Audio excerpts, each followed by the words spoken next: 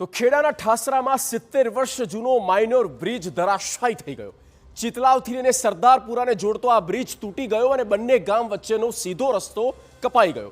જો કે સદનસીબે ઘટનામાં કોઈ જાનહાની થઈ નથી, પણ બ્રિજના પિલર પાસે થયેલા માટીના ધોવાણને કારણે સ્ટ્રક્ચર બેસી ગયું હોવાની આશંકા હાલ તંત્ર દ્વારા વૈકલ્પિક માર્ગની વ્યવસ્થા કરવામાં આવી અને સ્થાનિકો આ નવા બ્રિજના નિર્માણની કરી રહ્યા છે માંગ।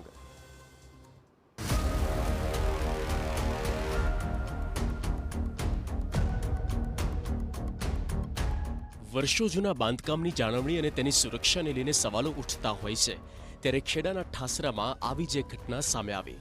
70 વર્ષ જૂનો માઇનોર બ્રિજ ધરાશાયી।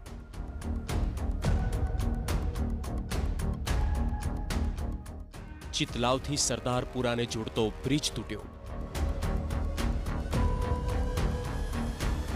પિલર પાસે ધોવાણથી સ્ટ્રક્ચર બેસી ગયાની આશંકા।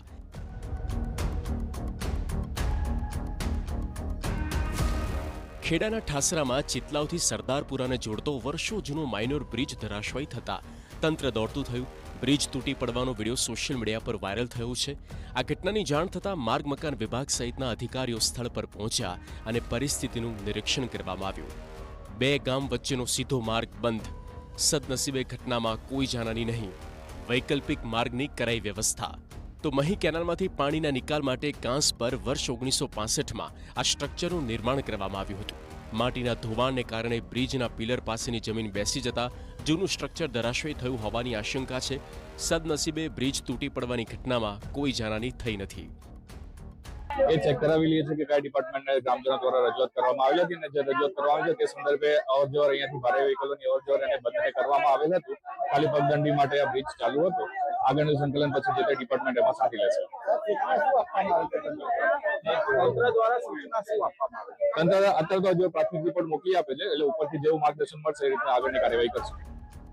બ્રિજ ધરાશાયી થતા ચિતલાવથી સરદારપુરા જતો એપ્રોચ રોડ બંધ કરવામાં આવ્યો, જેના કારણે બંને ગામના લોકો અને શાળાએ જતા બાળકોને અવરજવરમાં મુશ્કેલી પડી। જો કે વાહન વ્યવહાર માટે તંત્ર દ્વારા વૈકલ્પિક માર્ગની વ્યવસ્થા કરવામાં આવી છે। સર, આખી ઘટના શું બની છે?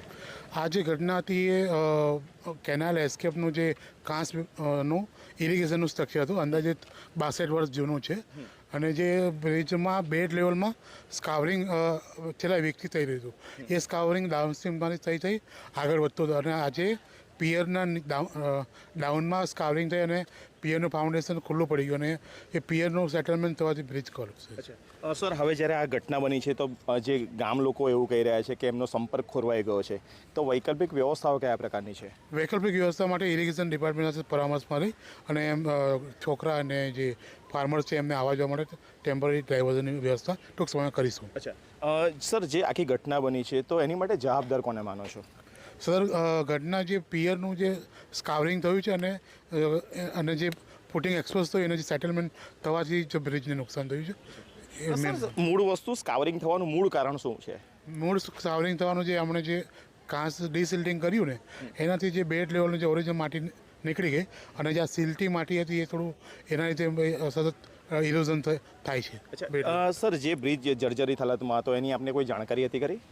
બ્રિજ જર્જરિત હાલત માટે એમણે ઇરિગેશન વિભાગે લેટર કર્યો હતો, પણ એ બાબતમાં અમે જે સ્ટ્રક્ચરને જોઈન્ટ વિઝિટ કરી અને અમારા હસ્તક લેવા માટે અમે લેટર લખ્યા, પણ એ કામગીરી થઈ શકી નહીં અને અમને હેન્ડઓવર થયો નહીં અને આ ઘટના બની છે। ચિતલાવ એપ્રોચ રોડ તેમજ બોડી સ્ટેશનથી ગણપતપુરા અને સરદારપુરા જવાના માર્ગનો ઉપયોગ થઈ શકશે। તંત્રના જણાવ્યા અનુસાર વૈકલ્પિક માર્ગને કારણે કોઈ ગામ સંપર્ક વિહોણું થયું નથી। સિંચાઈ વિભાગે અગાઉથી જ ભારે વાહનોની અવરજવર બંધ કરી હતી। હવે માર્ગ મકાન પંચાયત વિભાગ દ્વારા સ્થિતિ પર નજર રાખી જરૂરી કાર્યવાહી હાથ ધરાઈ છે। સ્થાનિકો દ્વારા કાયમી ઉકેલ માટે નવો બ્રિજ બનાવવાની માંગ કરવામાં આવી છે। કે જે રીતે પાણીનો પ્રવાહ સતત વધ્યો તેના કારણે માટીનું ખૂબ ધોવાણ થયું છે। અત્યારે પણ માટીનું ધોવાણ ચાલુ જ છે અને આ ઘટના થવાને જ કારણે આખો જે બ્રિજ છે તેનો પિલ્લર તૂટી ગયો હતો અને ત્યાર પછી આખું ઉપરનું જે માળખું હતું તે તૂટી જવા પામ્યું છે।